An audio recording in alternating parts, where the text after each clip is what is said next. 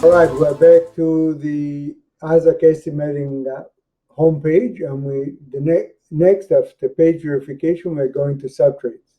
So click on subtrades, and I will let Dan walk you through the subtrades since he's thoroughly familiar with this page. Okay, so the thing to note about the subcontractor page or the subtrades page is that the list is identical to the list in page verification. If you make a change to the list in page verification, that change is going to show up on your subcontractor page. That change is going to show up also on your job costing page. What changes you make on page verification get changed throughout the Isaac program.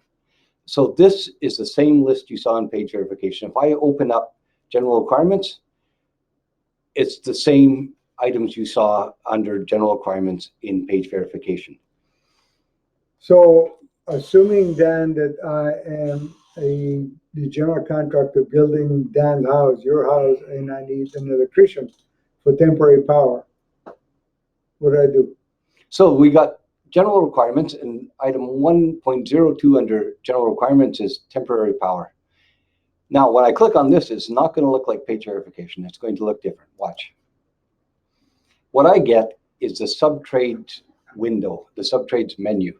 And there's a bunch of different things we can do with it. It's really useful, really handy. The number one thing we can do with it is if I'm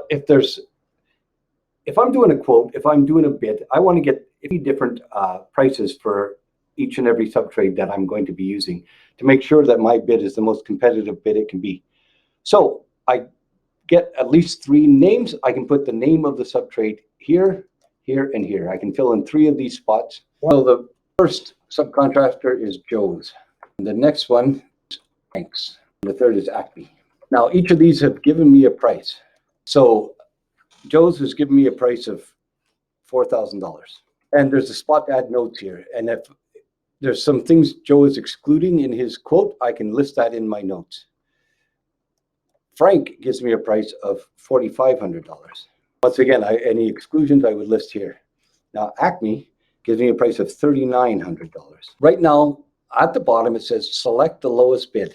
So when I update, it's not going to add all these 3 numbers together. It's going to look for the lowest bid and add it down here. So I'll click update, and the lowest bid is Acme. So it says $3,900.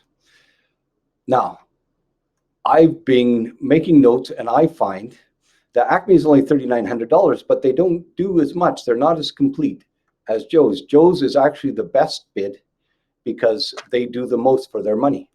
So I can, instead of selecting the lowest bid, I can select the bids manually, and I can tell them to exclude Acme and exclude Frank's. And then when I update, it will list Joe's. So sometimes you may want to use 2 because you find that the combination of Joe's and Acme covers everything you want to cover. So you can include Joe's and Acme and exclude Frank's. And you get a total for this particular subtrade of $7,900. Is there anything you want to add, Amos? Dan, what does pending mean? All right. So pending is a really useful function in Isaac, and a lot of people make really good use of it when they're bidding on an estimate, bidding on a job, and they know that they're going to get their subtrade prices at the very last minute. And so they know at the last minute they're going to have to rush in and fill in a bunch of subtrade prices. So when they're doing the estimate before the prices have come in, I'm going to go back to select the lowest bid. And we're back to Acme, which was the lowest bid. Now, right now, haven't got Acme's final price. This is just an estimate. I know it's going to come in around this much. I'm trying to get my estimate together. So I click on pending. When I close it, it colors general requirements pink and temporary power pink.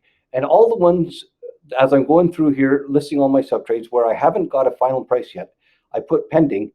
Now it's the last minute. There's only 5 minutes left till I've got to get this bid in. Finally, the subtrade prices come in. I look here. I can quickly see where I need to put in the final prices. It's all lit up for me. So I can go in. I can put the final price under Acme. I can turn off pending. I can save and close. Now that one's final. And so it's colored blue again. So what you're saying is that red or rose color is an alert that you still have to go back to that. That's right. Incomplete, correct? That's right, exactly. All right, so moving on, we've done general requirements. Let's say we are looking for a plumbing price. Disregard all of this information. This is a carryover from page verification. You can pick any one of these to enter your plumbing price. That's not necessarily utilities, threaded pipe, flange pipe, weather pipe, roof pipe, or any of this. Just take any of them, click in here. We've got Trevor Plumbing, we've got Joe Bananas, and we've got Frank Stetler. We've got a price from Trevor Plumbing for $25,700. We've got a price from Joe Bananas for $15,600. And we've got a price from Frank Stetler for $25,900. If I was a foolish contractor, I would select the lowest price, $15,600. But I'm a smart general contractor. I am cautious. I don't want to get stuck with a plumbing contractor who will go broke on me. So I will have to make a phone call to this contractor and ask him whether this price is good, and then warn him that he's way too low. Or I can just use it, or I can use the second one. Now, I've not been able to get a hold of Joe Bananas on the phone. He's ignoring me. I'm not going to include this price because it's just too dangerous. So I'm going to take Frank Stetler. Okay, so first change it from select lowest bid to manually select. Okay. Okay. Actually, I'm going to go to Trevor because he's got the second price. And we now have $25,700. I save and close it. And you can see it's under plumbing. So as I said, it doesn't matter which of these subcategories you use. You'll still end up under plumbing. All right. Now, if I'm doing HVAC, same thing. You've got heating, air conditioning, ventilation, cooling. They're all under these categories that were transported from page verification. Just ignore them. Take any one of these and enter your price, same as we did on the plumbing. Okay, that's it for subtrades. We've got $29,600 worth of subtrades on Dan's house. Anything else you want to add, Dan? I can't think of anything. All right, we're ready to move on to the next step.